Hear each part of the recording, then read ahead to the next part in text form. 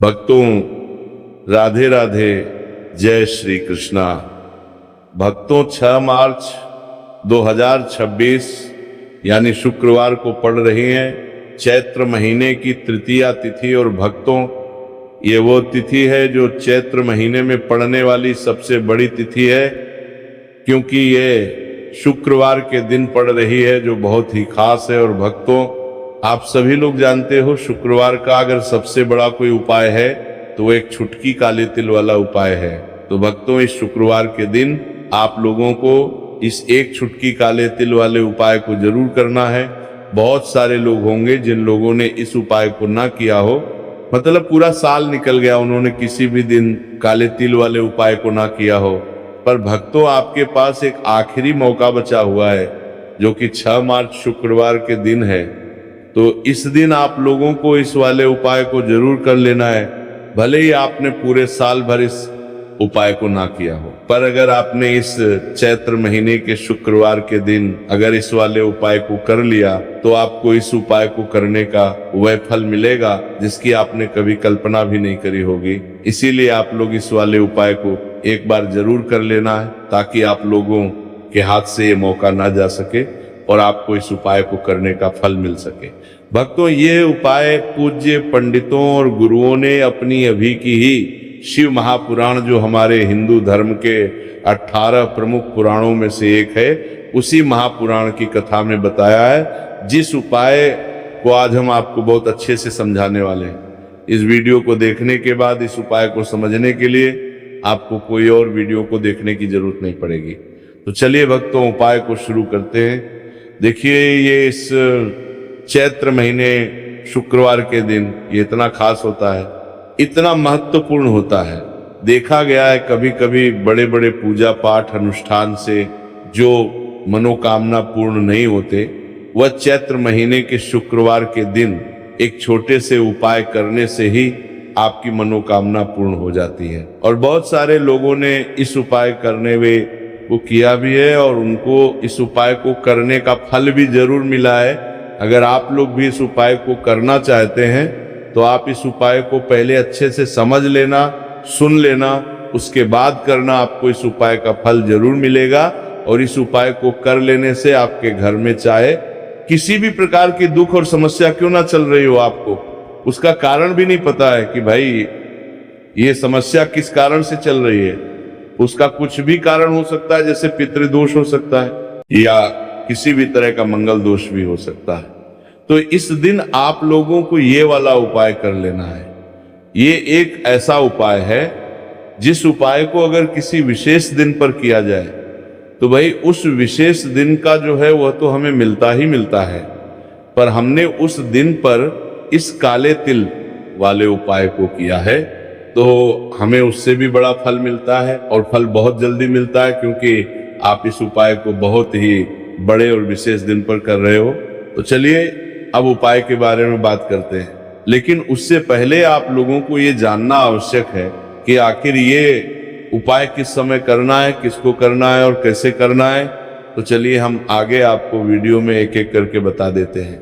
लेकिन उससे पहले अगर आप लोग हमारे चैनल पर नए हैं तो हमारे चैनल को सब्सक्राइब कर लेना और इस वीडियो को लाइक करके कमेंट बॉक्स में श्री शिवाय नमस्तुभ्यम ओम नमः शिवाय जरूर टाइप कर देना।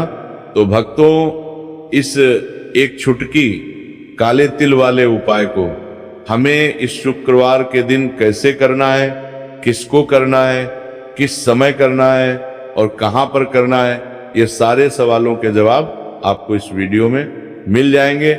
और जो ये वीडियो देखेगा भाई, उसको एक छुटकी काले तिल वाला उपाय जरूर करना चाहिए, क्योंकि इस दिन काले तिल का भी बहुत ही बड़ा और विशेष महत्व होता है। और जब बात आ जाए एक छुटकी काले तिल की, तो ये सोने पे सुहागा वाली बात हो जाती है और ये एक बहुत ही बड़ा उपाय हो जाता है शुक्रवार तृतीया तिथि का। तो अब भक्तों, इस काले वाले तिल उपाय को आखिर करना किसको है, सबसे पहले हम लोग वो बात जान लेते हैं। तो देखो, घर की जो बड़ी माताएं बहनें होती हैं, उन माताओं बहनों में से कोई भी एक बड़ी माता बहन इस वाले उपाय को कर सकती है। और भक्तों, अगर आप चाहे तो अपने घर में से सभी सदस्यों को भी इस उपाय को करवा सकते हैं। अगर किसी व्यक्ति की खुद की कोई मनोकामना है, खुद की कोई दुख और परेशानी है जो कि वो अपने लिए ही करना चाहता है इस वाले उपाय को, तो वो खुद अपने लिए भी कर सकता है। बाकी अगर कोई घर में से ऐसा है जो कि अपने पूरे घर परिवार की सुख और शांति के लिए ये वाला उपाय करना चाहता है तो भाई वही भी कर सकता है, उसमें भी कोई दिक्कत वाली बात नहीं है। कहने का मतलब ये है कि इस उपाय को हर एक सदस्य भी कर सकता है और पूरे घर परिवार के सदस्य के लिए घर की बड़ी माताओं बहनों में से कोई एक माता बहन भी कर सकती है। माताएं बहनें अगर घर में उपस्थित ना हो या वो ये वाला उपाय ना कर पा रही हो तो फिर घर का कोई बड़ा सदस्य भी इस काले तिल वाले उपाय को कर सकता, चाहे फिर वो पुरुष ही क्यों ना हो, उसमें कोई भी दिक्कत वाली बात नहीं है। अब भक्तों, इस एक छुटकी काले तिल वाले उपाय को हमें करना कहाँ पर है? इसे हमें तुलसी के क्यारे के पास में जाकर करना है। बहुत सारे लोग प्रश्न करते हैं हर एक उपाय को करते समय, क्या हम इस उपाय को घर पर या मंदिर में कर सकते हैं? देखो तो इस वाले उपाय को आप घर ही करोगे तो अच्छा रहेगा। अगर घर पर तुलसी का पौधा नहीं है तो शिव मंदिर में उपाय को करोगे तो भी अच्छा होगा इस वाले उपाय को। उसके बाद में भक्तों जो अगला प्रश्न निकल कर आता है वो ये आता है इस उपाय को लेकर कि आखिर इस उपाय को हमें किस समय करना है, सुबह के समय करना है कि शाम के समय करना है? तो देखो, इस वाले उपाय को आप लोग सुबह के समय भी कर सकते हो और शाम के समय प्रदोष काल में भी कर सकते हो। अब अगर आप पूछो कि भाई साहब सबसे उत्तम समय कौन सा रहेगा इस एक छुटकी काले तिल वाले उपाय को करने का, तो हम आपसे बस यही कहेंगे कि इस उपाय को आप सुबह के समय करेंगे तो ज्यादा बेहतर होगा। बाकी अगर शाम के समय भी करेंगे तो भी अच्छा होगा, उसमें कोई भी दिक्कत वाली बात नहीं है।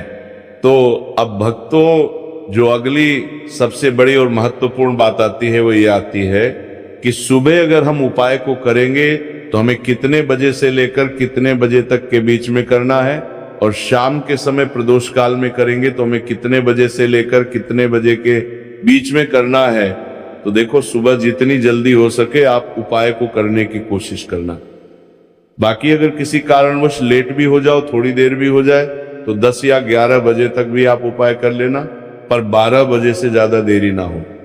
ठीक है, इस बात का ध्यान रखना। उसके बाद में भक्तों, अगर शाम के समय प्रदोष काल की बात करें, प्रदोष काल का जो समय होता है वह शाम के 6 बजे से शुरू हो जाता है। मतलब शाम के 6 बजे से लेकर 7 बजे के बीच का जो समय होता है यह समय प्रदोष काल का समय होता है। पर अभी जो मौसम चल रहा है, इस मौसम में जो है शाम बहुत देरी से होती है, तो आप इस उपाय को 7 या 8 बजे के बीच में भी कर सकते हो।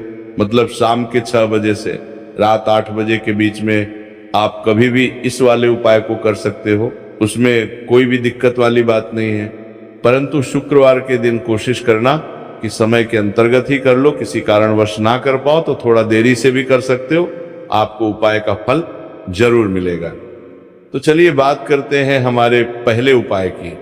देखिए, इस उपाय के लिए आपको 2 दीपक लेने होंगे। दोनों ही दीपक आप मिट्टी के भी ले सकते हैं और दोनों ही दीपक आप शुद्ध आटा मढ़कर उनके भी तैयार कर सकते हैं। अब भक्तों, दोनों ही दीपक के अंदर आपको शुद्ध घी का प्रयोग करना होगा और एक दीपक के अंदर आपको गोल रुई की बाती का प्रयोग करना होगा और एक दीपक के अंदर आपको लंबी बाती का प्रयोग करना होगा।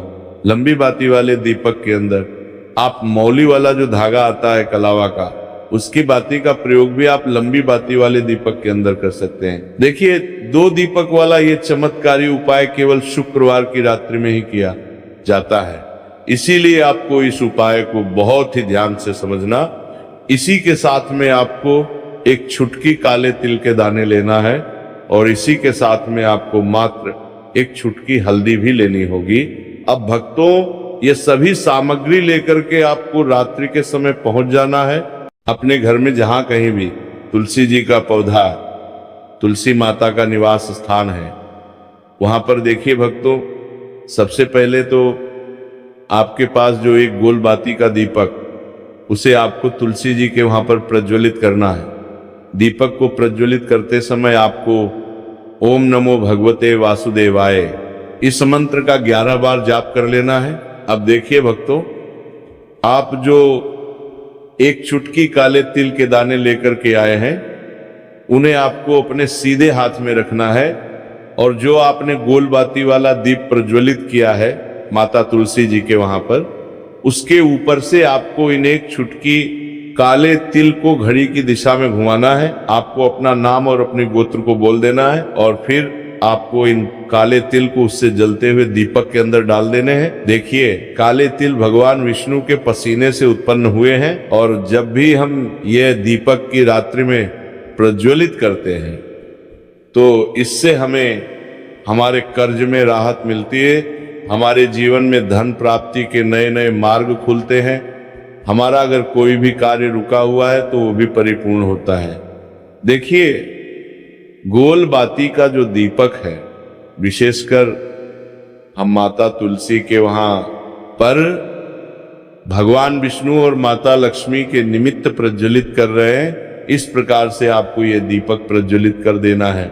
अब जो आपके पास लंबी बाती का दीपक है, एक छुटकी हल्दी है, तो इससे आपको लेकर के पहुंचना है अपने घर के मंदिर में। आपके घर के मंदिर में माता लक्ष्मी की जो भी प्रतिमाएं मूर्ति है उनके सामने सबसे पहले तो आपको ये लंबी बाती का दीपक रखना है। फिर आपको दीपक को प्रज्वलित कर देना है। दीपक को प्रज्वलित करते समय आपको ओम महालक्ष्मी नमः इस मंत्र का जाप करते रहना है। अब भक्तों, आपके पास जो एक छुटकी हल्दी है उसे आपको अपने सीधे हाथ में रखना है और इस एक छुटकी हल्दी को आपको उस दीपक के ऊपर से 11 बार घड़ी की दिशा में घुमाना है और आपको ओम महालक्ष्मी नमः मंत्र का जाप करते रहना है और इस एक छुटकी हल्दी को आपको उसे दीपक के अंदर डाल देना है। देखिए, एक छुटकी हल्दी वाला जो दीपक है आपके जीवन से दुर्भाग्य को समाप्त करता है। माता लक्ष्मी की आपको कृपा प्राप्त करवाएगा, धन प्राप्ति के आपके जीवन में नए नए मार्ग बनाएगा। देखो, अगला उपाय है वो भी बहुत ज्यादा खास है। तीनों उपाय को आप जरूर सुनना, क्योंकि जो आपको अच्छा लगे वो उपाय आप कर सकते हैं। देखिए, इस उपाय के लिए आपको 2 हरी इलायची लेनी होगी। हरी इलायची आपको साबुत लेनी है, खंडित नहीं होनी चाहिए। और इसी के साथ में आपको मात्र थोड़ा शहद लेना है। शहद आपको मात्र आधा चम्मच या फिर उससे भी कम ले लेना है। और इसी के साथ में आपको एक दीपक ले लेना है। दीपक आप चाहे तो मिट्टी का भी ले सकते हैं और आप चाहे तो शुद्ध आटा मढ़कर उसका दीपक भी आप तैयार कर सकते हैं। इस दीपक के अंदर आपको मौली का जो धागा आता है कलावा का, उसकी बाती का प्रयोग करना होगा। यानी कि इस दीपक के अंदर आपको लाल रंग की बाती का प्रयोग करना होगा और इस दीपक के अंदर आपको शुद्ध घी का प्रयोग करना होगा। अब ये सारी सामग्री लेकर के आपको अपने घर में जो भी मंदिर है वहां पर पहुंच जाना है और आपको माता लक्ष्मी के किसी भी स्वरूप के सामने बैठ जाना है। अगर माता लक्ष्मी की फोटो है, माता लक्ष्मी की प्रतिमा है, तो उनके सामने आपको बैठ जाना है।